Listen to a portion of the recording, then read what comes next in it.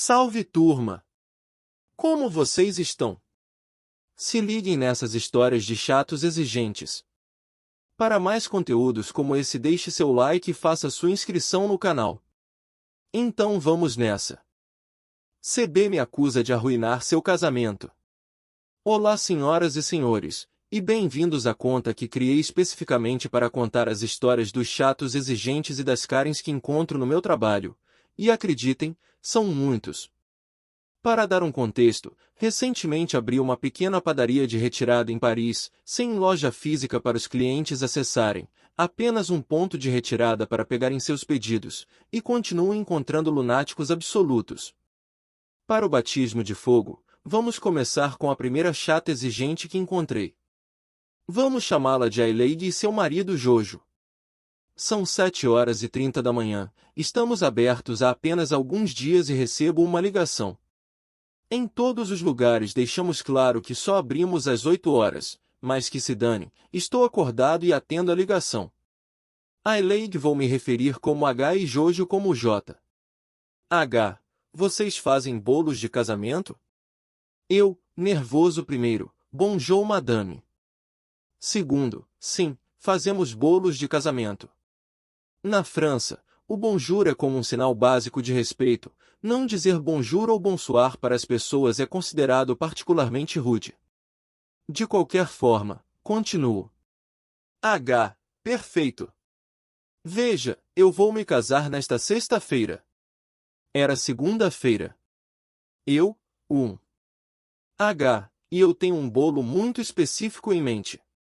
Você seria capaz de fazer isso?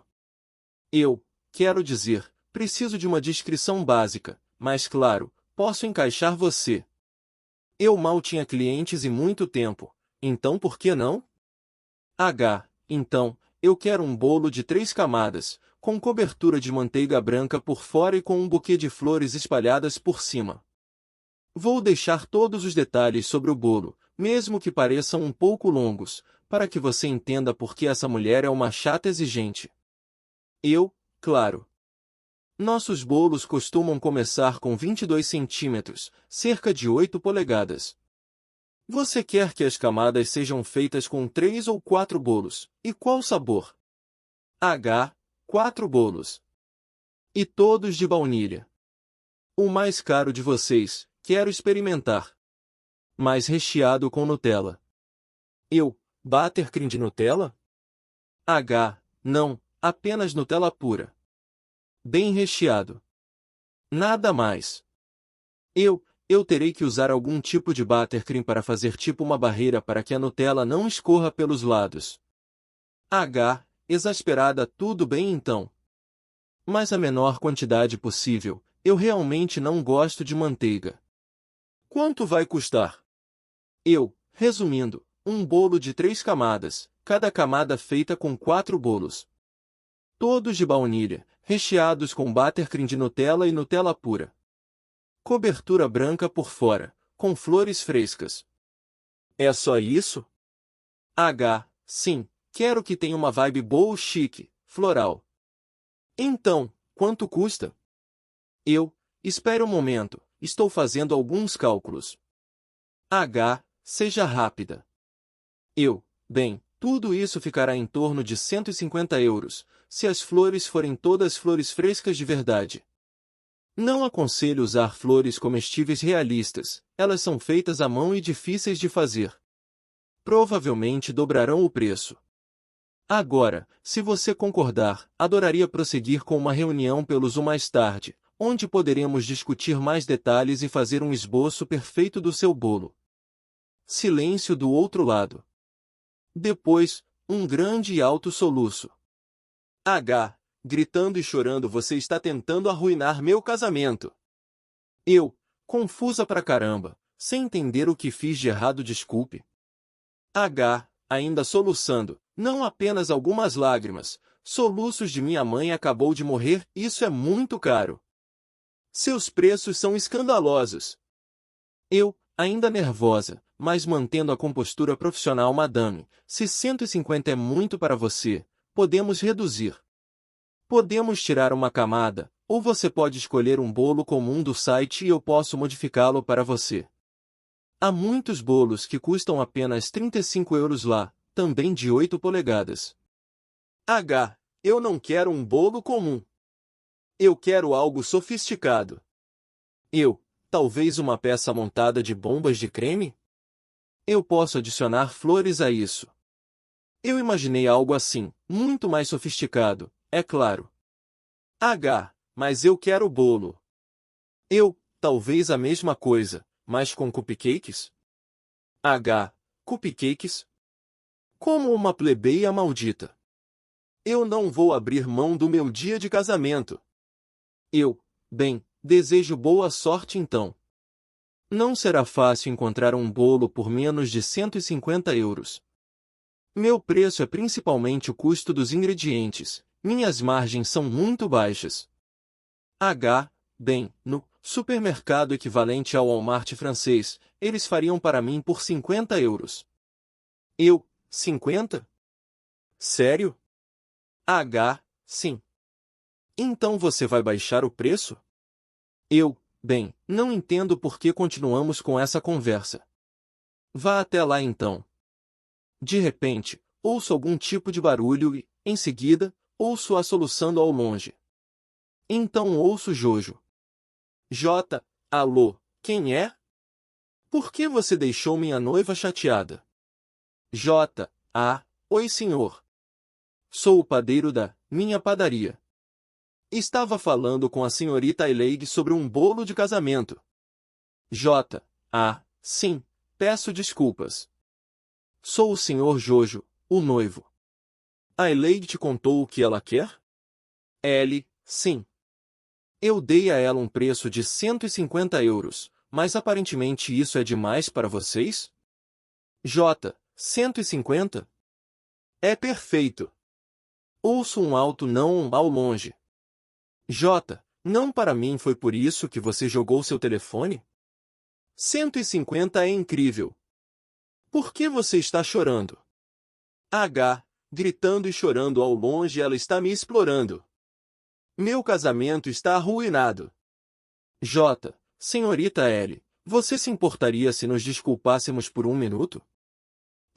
Claro, fiquem à vontade. Ouço a discussão ao longe por um longo tempo. Olá de novo. Desculpe pela espera. Você ainda seria capaz de fazer? Se meu contato futuro for apenas com você, com certeza. Ao longe, mas gritando chamando não. Eu sou a noiva. Você não pode fazer isso comigo. Então é um não. Boa sorte para você, senhor. Com um tom triste de qualquer forma, obrigado. Entrarei em contato caso ela mude de ideia. Ok. Tenha um bom dia. Desligo. Estou começando a pensar em adicionar um imposto de saúde mental aos bolos de casamento. Eu entendo que casamentos podem ser estressantes, mas sério, um colapso total por um preço muito razoável? As mentes dos chatos exigentes são um verdadeiro mundo à parte. Ex-noiva me traiu e depois perguntou do que ela tinha direito. Na casa da minha mãe. Preparem-se, pessoal. Isso vai ser estranho. Assim, na minha adolescência conheci uma garota pela qual eu jurava que era tal. Na época, ela foi a primeira garota com quem eu tive um relacionamento sério de verdade. Eu era jovem e muito ingênuo. Ela foi a primeira garota para quem eu disse eu te amo e eu achava que isso significava que seria para sempre. As coisas foram ótimas por alguns anos. Depois, ela arrumou um segundo emprego em uma loja de bebidas para ganhar algum dinheiro extra, para poder comprar um carro e começar a pensar em sair da casa da mãe dela. Admirável, eu pensei. Eu a apoiei totalmente nisso. Eu ainda morava em casa com minha mãe, e o emprego na construção em que eu trabalhava definitivamente não pagava o suficiente para eu me mudar e comprar um carro. Com ela trabalhando em 2 empregos, porém, definitivamente poderíamos ter um lugar só nosso. Após alguns meses trabalhando nessa loja de bebidas, e depois de ser assaltada por um cara que a socou na cabeça, ela começou a agir de forma diferente. Eu atribuí isso ao incidente do assalto. Isso a afetou um pouco. Não levantei nenhuma bandeira vermelha alarmante, mas ela comprou um carro e começou a dar carona para um dos colegas de trabalho homens depois do expediente. Não pensei muito nisso. Era o que era. Descobri não apenas pelos colegas de trabalho dela, mas também pela melhor amiga dela, que ela estava me traindo com esse cara depois que eles saíam do trabalho. Quando confrontei-a sobre isso, ela chorou e negou. Eu estava apaixonado. Acreditei nela. Achei que eram apenas rumores ciumentos. Um amigo meu sugeriu irmos ao México para uma viagem com os caras. Eu nunca tinha viajado de avião antes, muito menos saído do Canadá, então topei na hora. Tinha um pouco de dinheiro guardado do trabalho, então 4 de nós fomos, sem minha namorada. Enquanto estava no México, eu traí. Sinto tanto por isso até hoje, mas naquela época, há 15 anos, acho que eu só queria me vingar dela. Quando voltei para o Canadá, me senti tão culpado que fui direto a uma joalheria e comprei um anel de noivado. Tão estúpido. Sim, fiz igual ao Chandler Bing. Ela disse sim, e a vida estava ótima de novo. Ficamos noivos por 1 ano e meio. Ela ainda morava com a mãe dela, eu ainda morava com a minha. Durante esse tempo, ela terminou comigo 4 vezes por coisas bobas. Ela veio até minha casa uma vez, e as roupas dela não estavam secas quando eu as coloquei na lavagem. Quase, mas não exatamente. Ela abriu a secadora, pegou suas roupas e saiu furiosa. Terminou comigo quando chegou em casa. Foi a primeira vez.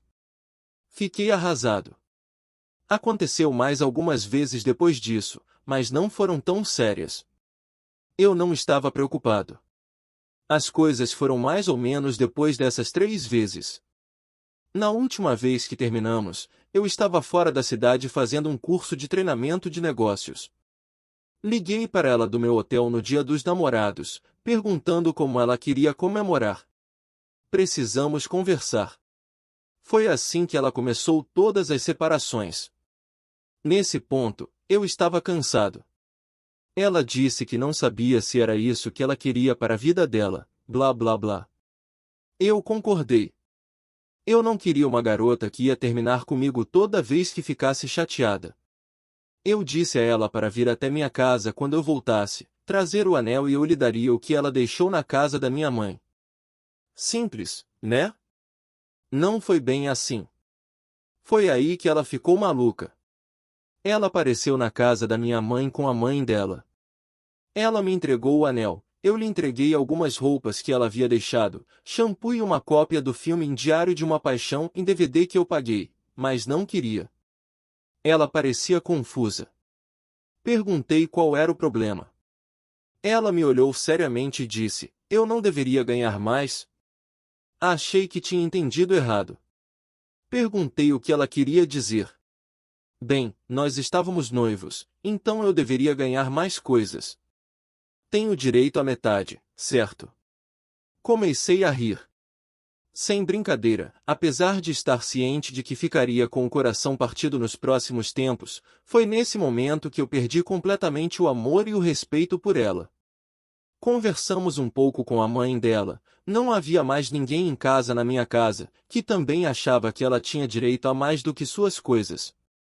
Depois de cerca de 5 minutos apontando para coisas na casa da minha mãe e dizendo que eles queriam, eu os expulsei. Minhas últimas palavras para ela enquanto ela ficava na frente da porta parecendo que queria consertar as coisas foram: tchau, boa sorte. Vocês vão precisar. Os dois. Bala esquivada com sucesso. Uau! Até hoje, isso ainda me surpreende.